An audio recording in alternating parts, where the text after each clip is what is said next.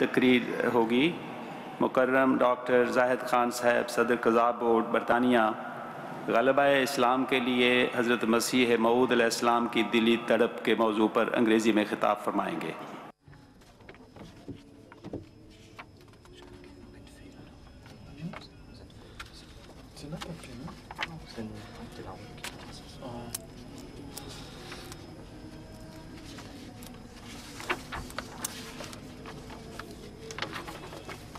الشيطان الرجيم بسم الله الرحمن الرحيم يريدون أن يطفئوا نور الله بأفواههم ويأبى الله إلا أن يتم نوره ولو كره الكافرون هو الذي أرسل رسوله بالهدى والدين الحق ليظهره على الدين كله ولو كره المشركون.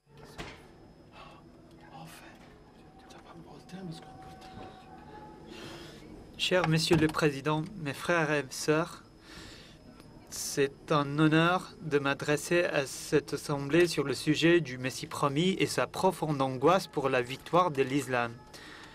C'est un sujet assez pertinent en ce moment où l'humanité passe d'une période décisive dans son histoire. Je viens de réciter les versets 32 et 33 de Surat al-Tawbah et la traduction se lit... Quel verset?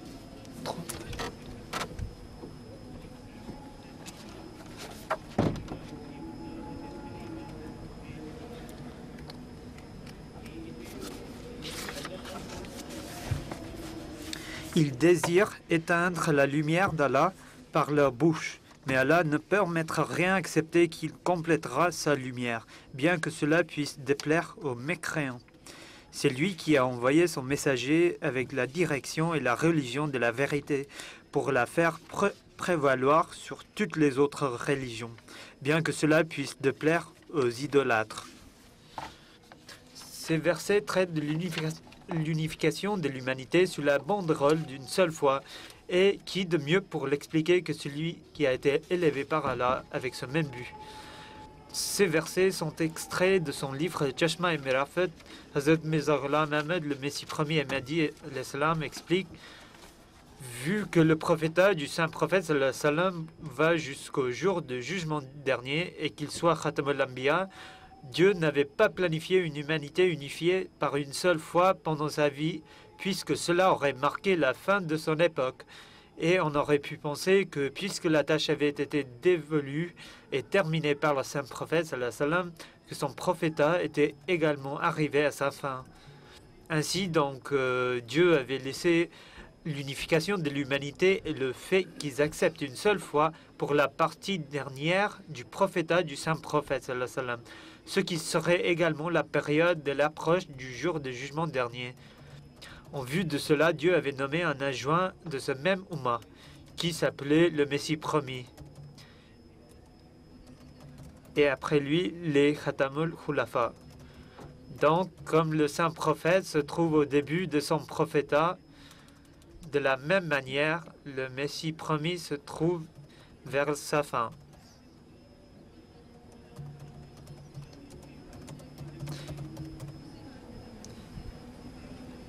En continuant, le Messie promis a dit « C'était nécessaire pour ce monde à ne pas arriver à sa fin jusqu'à que l'adjoint du prophète n'apparaît pas, puisque l'unification de l'humanité était destinée à avoir lieu pendant son époque. » Ceci était mentionné dans le verset 33 du chapitre 9. Quoi? Mais vas-y.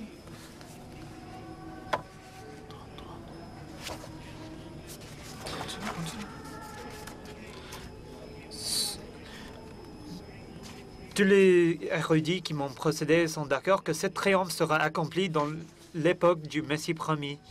Soyons clairs alors que selon le dessein divin, la dernière victoire de l'islam aura lieu dans les derniers jours et l'époque de son Messie promis. Monsieur le Président, permettez-moi clarifier quelque chose d'abord. La phrase « la conquête de l'islam » ou « la victoire de l'islam » pourrait susciter les gens non musulmans ainsi que certains ainsi nommés musulmans à se faire des idées et le percevoir comme une menace physique. Soyons clairs que, comme selon les mots du Messie premier alayhi salam, la victoire de l'islam est la victoire des cœurs de gens. Hazrat Masih Maud alayhi salam l'expliquait dans son livre Al-Wasiyat, il dit « Dieu le Tout-Puissant désire attirer tous les esprits qui sont éparpillés partout dans le monde, que ce soit en Europe ou l'Asie, qui possèdent une nature pieuse, et de les réunir sous la banderole d'une seule foi. Voici le but divin pour lequel vous avez été envoyé à ce monde. Donc, vous devez faire de vos mieux pour obtenir cet objectif par voie de la gentillesse, d'autres qualités morales et de supplication. On ne doit pas être en doute alors que l'expression « la victoire de l'islam » ne signifie autre chose que l'unification pacifique de la race humaine. Cependant, il était également certain que, malgré les conditions prédominantes, la victoire finale serait en faveur de l'islam. Il écriva « Il se peut que les gens du monde aient tendance à penser qu'il sera le christianisme qui finalement se répandra partout dans le monde, ou il peut être le bouddhisme qui enfin prévaudra. Mais ils ont certainement tort dans ces conjectures. Rappelez-vous que rien ne se passe dans ce monde sans que Dieu ne l'ordonne. Et c'est Dieu du ciel qui m'a révélé qu'il sera la religion d'islam qui enfin conquérera les cœurs des gens. Brahim et Ahmadiyya. La vie du Messie premier alayhi salam fut en essence une vraie réflexion de la vie de son maître, le saint prophète sallallahu alayhi wa sallam, car il était par excellence le serviteur le plus dédié, dévoué et fervent du saint prophète sallallahu alayhi wa sallam. La vie du saint prophète sallallahu alayhi wa sallam brille avec les exemples de son tourment pour le salut de l'humanité. Ce tourment était réfléchi dans la vie du Messie premier aussi. Permettez-moi, Monsieur le Président, de partager un tel exemple avec vous. Revenons 1400 ans à un incident que changera la ligne de conduite de l'histoire humaine pour toujours. Rappelons du jour de Badr, où une poignée de musulmans firent face à une armée bien équipée. Le saint prophète sallallahu alayhi wa sallam n'était pas vu dans le terrain de combat, sinon on le trouvait occupé dans la tente en train de supplier à Allah. Hazrat Abu Bakr était avec lui dans la tente. On entendait des cris indiquant les Quraysh avaient commencé l'attaque.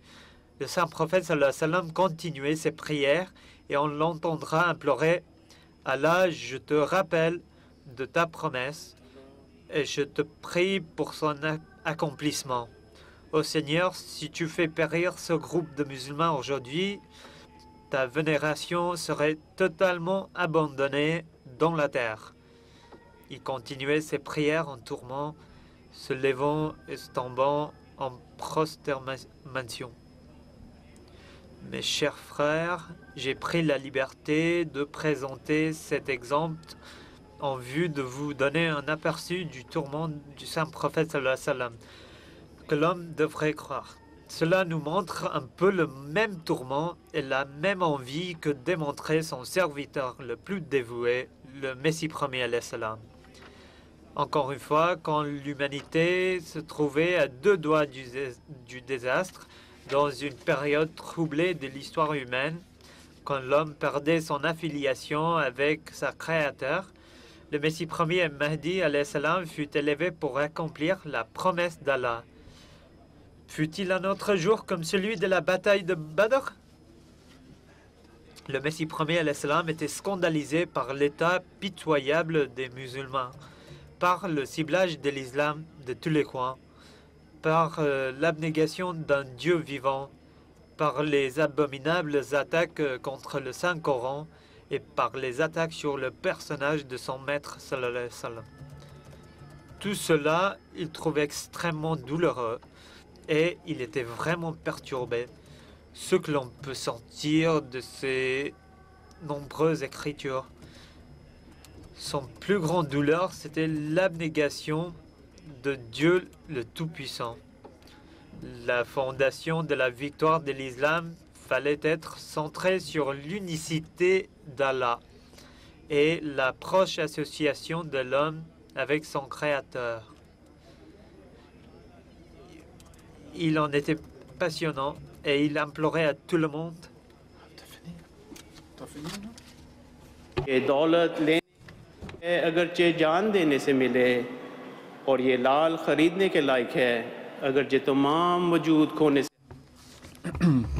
Le Messie premier salam écrit « Notre paradis est en notre Dieu, notre plus élevé délice est en notre Dieu, car nous l'avons vu et nous avons trouvé toute beauté en lui. » Cette richesse mérite d'être procurée, même si l'on doit y perdre sa vie pour l'avoir. Ce rubis mérite d'être acheté, même si l'on doit se perdre pour l'avoir. Ô vous qui êtes privés de cette fontaine, venez car elle étanchera votre soif. C'est la fontaine de la vie qui vous sauvera. Que dois-je faire et quel tambour dois-je sonner pour faire cette annonce, pour vous dire que ici se trouve votre Dieu, afin que vous puissiez entendre. Quel remède dois-je appliquer à leurs oreilles afin qu'ils entendent? Si vous appartenez à Allah, soyez assurés que Dieu certainement appartiendra à vous. Et cela a été tiré de son livre Kishtenu, donc l'Arche de Noé. Le Dr Zahid Khan Sahib est en train de faire la traduction anglaise de cet extrait des écrits du Messie promis qu'il avait lu tout d'abord en ourdou. Donc nous attendons qu'il termine sa traduction en anglais avant de reprendre la traduction française de son discours.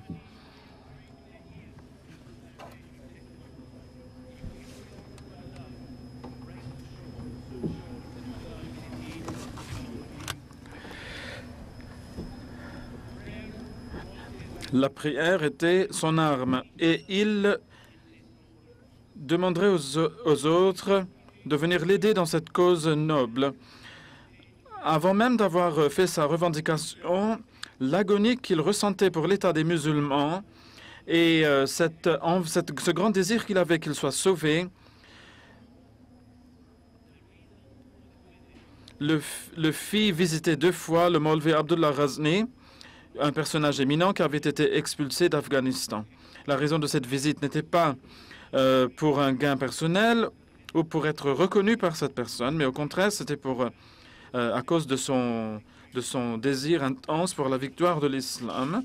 Et lors de sa visite, il lui demanderait sincèrement de prier pour le bien-être de l'islam.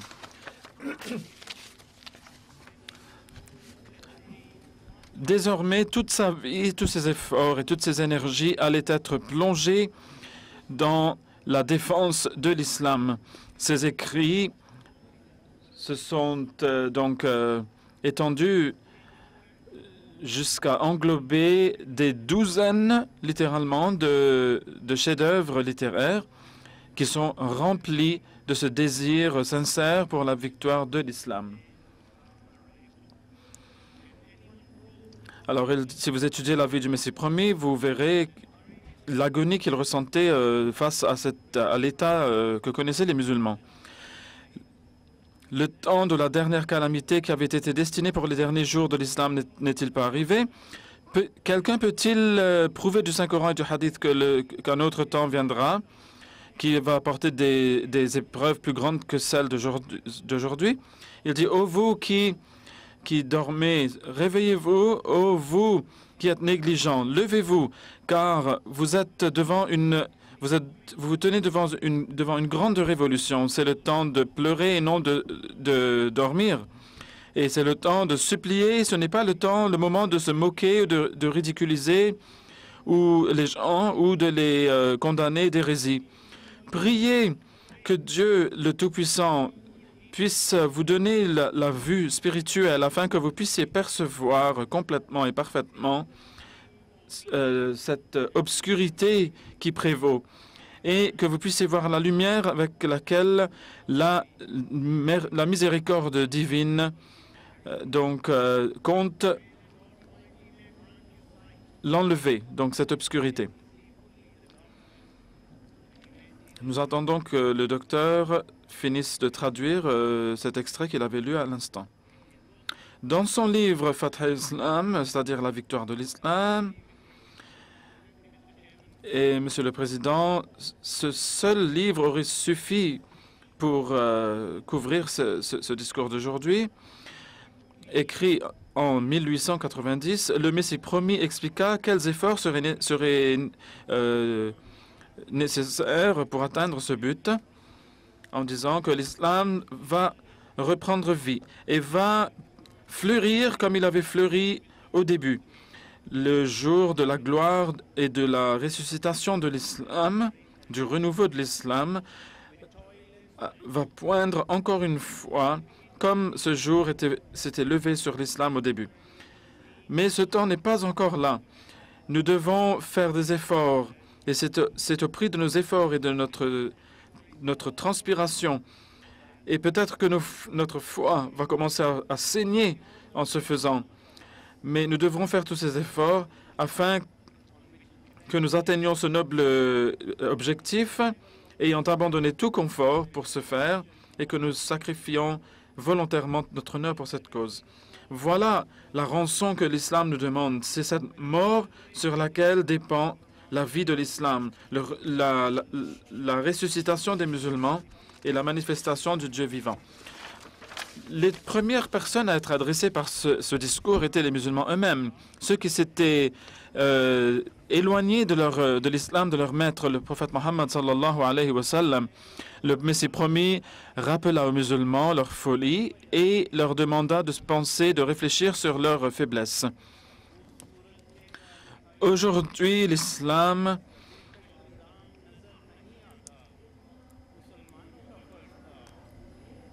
Alors aujourd'hui, l'islam est comme une lumière qui a été cachée dans un coffre ou comme une fontaine qui se cache sous des branches et des feuilles. Et c'est pour cela que l'islam est en déclin, car son beau visage est voilé du monde. Sa silhouette vraiment belle ne peut pas être vue. Il est tout à fait vital pour les musulmans, écrit-il, de libérer l'islam de cette place, de cette cachette. Nous ne pouvons parler seulement des sacrifices financiers. En fait, ils devront, peut-être aussi les musulmans, verser leur sang comme on verse l'eau. Mais ils ne l'ont pas fait. Alors, donc il reprend cette phrase qu'ils auraient dû verser leur sang comme l'on verse l'eau, mais ils ont échoué à se faire. Monsieur le Président, cela me fait penser au sang que les martyrs ahmadis ont versé non seulement à Lahore, mais en d'autres endroits aussi. Mais les musulmans ne l'ont pas fait. Donc les Ahmadis ont en fait les sacrifices que le Messie promis, auquel le Messie promis avait fait référence ici. On entend des slogans à présent dans la salle, des slogans magnifiant Dieu et souhaitant longue vie à l'islam et au mouvement Ahmadiyya au sein de l'islam. On reprend. Le Messie promis, alayhi salam, comme tous les prophètes de Dieu avant lui, a été béni de beaucoup de signes montrés en sa faveur. Il était inquiet afin que les musulmans et les chrétiens puissent tous deux les reconnaître et en être témoins directement. Et c'est ainsi qu'il a lancé une invitation ouverte à tous de venir à Qadian, à son village de Qadian, et d'y rester en sa compagnie pour être témoin de ces signes. Aussi, il a mis au défi ses opposants de venir utiliser ce moyen de reconnaître sa vérité, sa véracité. Il dit, à cette époque-ci, Dieu, le Tout-Puissant, manifeste de grands signes pour soutenir l'islam. Et je le dis de ma propre expérience et toutes les nations du monde devraient s'unir contre moi et l'on devrait faire une épreuve pour voir à qui Dieu révèle la connaissance de l'invisible, les prières de qui accepte-t-il et qui aide-t-il et pour qui manifeste-t-il de grands signes. J'affirme au nom de Dieu, que c'est moi qui émergerai victorieux de cette épreuve. Y a-t-il quelqu'un qui voudrait se mesurer à moi pour cette épreuve, pour passer cette épreuve? Dieu m'a accordé des milliers de signes afin que mes détracteurs sachent que l'islam est la seule foi vraie, la seule religion vraie. Je ne cherche aucun honneur pour moi, mais seulement l'honneur de ceux pour lesquels j'ai été envoyé. Cela est tiré de Haqiqatul Muhi. Le Messie promis en vérité était venu seulement pour renouveler l'islam, pour redonner vie à l'islam et ne cherchait aucune célébrité ou reconnaissance des gens. Il était de Dieu et Dieu seul était celui qui lui faisait sa grâce et c'est ce qu'il désirait. Le Messie promis dans son livre Fath al-Islam a mentionné 5 branches de l'arbre de l'islam par lesquelles la victoire de l'islam allait être accomplie. Et lorsqu'on voit les conditions dans lesquelles il vivait à Qadian, on est vraiment étonné et surpris de voir une personne qui ne bénéficie pas de la technologie d'aujourd'hui, qui a pu accomplir toutes ces choses en si peu de temps. Par exemple, lorsqu'on regarde ces chefs-d'œuvre littéraires, dont son œuvre maîtresse, donc, le Brahim Ahmadiyya, eh bien, et puis quand vous pensez que dans une seule année de 1890, il a publié plus de 20 000 brochures, il a accueilli plus de 60 000 invités à Qadian et leur a offert l'hospitalité, c'est-à-dire qui comprenait aussi la nourriture, donc, et il a répondu à plus de 90 000 lettres aussi. Et c'était seulement 1 an après la première bay'a, tout ça. Donc voilà comment la victoire de l'islam allait être accomplie. Donc on voit que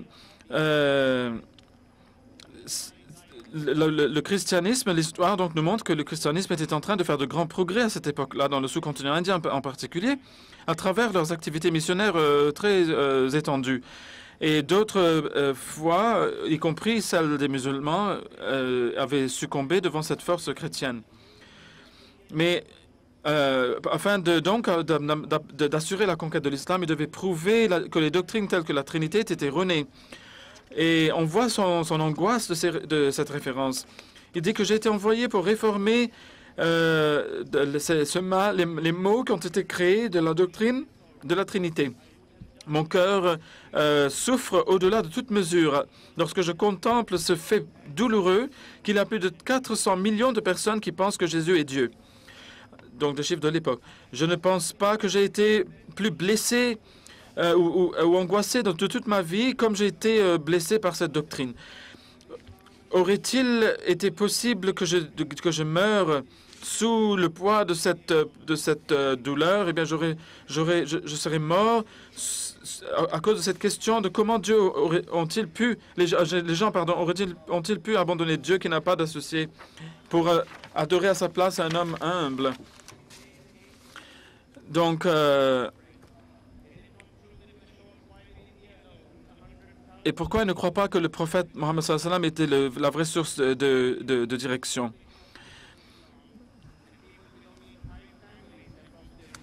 Il dit que les insultes qu'on a proférées contre l'islam et le prophète sallallahu alayhi wa sallam, et les attaques qu'on a faites contre la loi divine et les apostasies et les hérésies qui se sont répandues partout, on n'a pas vu telle chose dans les époques du passé. N'est-il pas vrai que seulement en Inde, plus de 100 000 personnes sont déjà devenues chrétiens, plus de 60 millions de livres ont été publiés contre l'islam, et que des gens appartenant à de grandes familles ont perdu leur religion, et que des gens descendants du prophète sallallahu alayhi wa sallam se sont habillés du christianisme et sont devenus ses ennemis, et des livres incomptables remplis d'abus contre le prophète sallallahu alayhi wa sallam ont été publiés. Mon cœur crie devant tout cela. Et même si on avait tué tous mes enfants devant mes yeux et tous mes amis, et qu'ils m'avaient tué dans une grande humiliation, et qu'ils avaient pris toutes mes avoirs, je n'aurais pas eu autant de douleur que par cette chose. L'on voit donc ces paroles pas puissantes qu'il a utilisées dans son invitation à la reine Victoria. Il a dit « Oh, reine gracieuse et glorieuse, je suis surpris que malgré votre grâce et votre connaissance et votre perception, que vous ne connaissiez pas la religion d'islam et que vous ne l'étudiez pas de vos propres yeux. » Alors il dit que vous arrive-t-il que vous ne voyez pas dans la lumière du soleil? Sachez que la religion de l'islam est le centre de toute lumière. Il dit, repentez-vous et obéissez au seul Seigneur et acceptez l'islam, Allah vous bénira. Vous voyez avec quel courage il a dit cela à la reine Victoria. Donc, nous qui habitons en Angleterre et dans les pays anglophones, nous voyons l'agonie de l'imam de cette époque lorsqu'il parle du monde anglophone. Dans cet extrait de Malfouz A, il dit que si cela était en notre pouvoir, nous irions de porte en porte comme des mendiants pour répandre la vraie religion d'Allah et sauver les gens de ce shirk, de cette association religieuse fatale et cette incroyance qui prévaut dans le monde. Si Allah pouvait mentionner la langue anglaise, j'irais personnellement pour la prédication et je terminerai ma vie dans cette prédication même si j'ai trouvé donc la mort. Chacun d'entre nous devrait réfléchir à cette angoisse et considérer donc l'importance d'accomplir le désir du Messie promis dans ce sens. La victoire de l'islam a été décrétée au ciel. Le Messie promis a laissé un trésor sous la forme de Rouhani Khazain ou Al-Khazain al-Rouhaniya. Ce sont ces œuvres littéraires en notre temps qui resteront avec nous jusqu'à l'éternité. Il nous a aussi donné la bonne nouvelle, qui est un autre trésor. Et c'est que il y a un trésor qui restera auprès de nous jusqu'au jour du jugement. Et ça, c'est le califat, Al-Khilafa. Aujourd'hui, c'est notre imam bien-aimé qui nous exhorte constamment. Le Khalifatul Masih al-Khames, qu'Allah le soutienne, dans tous ses sermons, dans tous ses discours, dans toutes ses présentations, dans tous ses conseils, s'adressant non seulement à nous, mais aussi aux Ahmadis et le monde entier. Et lui aussi, il manifeste la même agonie, la même angoisse que l'imam al-Mahdi. Il nous rappelle constamment notre union avec Allah et nous dit d'apporter un changement pieux dans notre vie et d'accomplir les attentes du Messie promis de nous, afin d'atteindre cette victoire de l'islam, d'assurer la victoire de l'islam. Le Messie promis a aussi beaucoup écrit du rôle de ceux que doivent jouer ceux qui l'ont accepté. L'angoisse dans son cœur, il l'a dirigée vers nous de façon puissante. Nous voyons cette agonie dans les paroles du Messie promis à l'islam. Nous devons nous rappeler de cette angoisse du Messie promis en tant que membre de sa communauté, comme il nous en a parlé à nous. Cela est important et c'est vital, comme le jour où il l'avait écrit.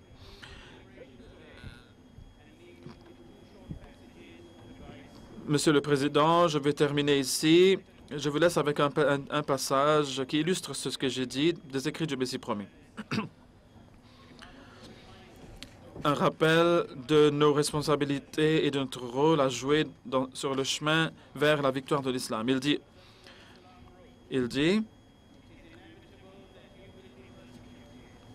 vous allez être persécutés et vous allez souffrir de beaucoup de malheurs, mais ne perdez pas espoir dans de telles situations, car c'est votre Dieu qui vous met à l'épreuve pour voir si vous êtes ferme sur sa voie ou non. Si vous désirez que les anges vous louent au ciel, alors supportez donc qu'on vous cause des torts et soyez reconnaissants. Passez par l'échec, mais n'abandonnez pas votre Dieu. Vous êtes la dernière jamaat de Dieu. Alors, pratiquez la vertu, donc la plus excellente. Celui qui ne fera pas cela sera jeté en dehors de la Jamaat comme une chose immonde et ne pourra nuire à Dieu aucunement. Je suis content de vous informer que votre Dieu existe réellement. Tous sont ses créatures, mais il choisit celui qui le choisit lui. Il vient à celui qui va vers lui. Il donne l'honneur, il accorde l'honneur à celui qui l'honore. Donc, venez vers lui avec des cœurs droits et des langues droites et des yeux et des oreilles droites aussi. Dans le Tazkirat al-Shahadatain, il dit « Ô ma Jamaat, qu'Allah soit avec vous. Que le grand bienfaiteur qui est Dieu vous prépare pour le voyage vers l'au-delà comme les compagnons du saint prophète Mohammed sallallahu alayhi wa sallam étaient préparés. » Rappelez-vous bien que le monde n'est rien. Maudit est cette vie qui naît pour ce monde, et malheureuse est la personne dont toutes les angoisses se résument aux choses de ce monde. S'il y en a un de tel dans ma Jamaat, c'est en vain qu'il se considère de ma Jamaat, car il est comme une branche sèche qui ne portera aucun fruit. Alors à présent, le docteur Zahid Khan Sahib est en train de faire la traduction anglaise des paroles en ourdou qui ont été présentées en tant qu'extrait des écrits du Messie promis.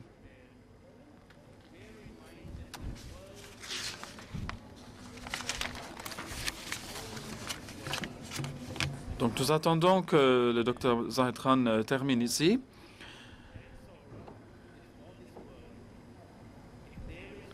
Je vous rappelle que cet extrait des écrits du Messie promis a été pris du livre Tazkirat al-Shahadatain.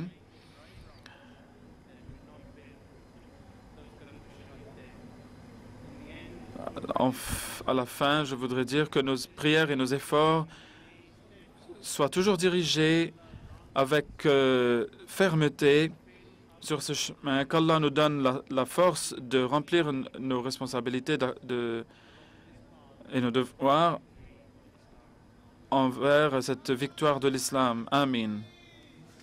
Ahmad ki, Islam Ahmadiyat, Jamaat Ahmadiyya Alamgir, Nara Takbir. Allah.